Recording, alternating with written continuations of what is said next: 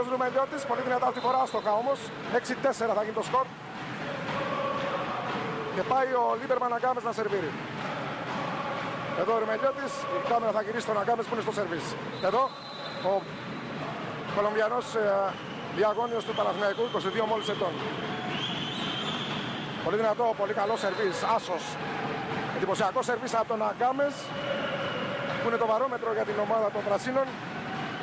Και βέβαια έχει σπουδαία προσόντα, άλλωστε μην ξεχνάμε, ο Αγκάμες είναι ο ρέκορμαν στο πρωτάθλημα σκόρερ με 55 πόντους.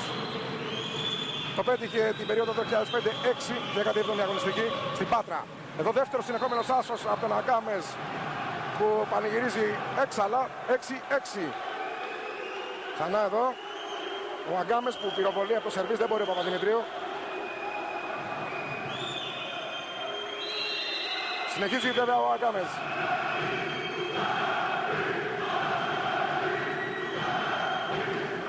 Πολύ δυνατό και αυτό καλό το σερβίς, αλλά είναι νέος τρίτος συνεχόμενος άσος από τον Αγκάμες που παίρνει το σκορ στο 6-3 και φέρνει το Παναθηναϊκό προηγούμενο 6-7.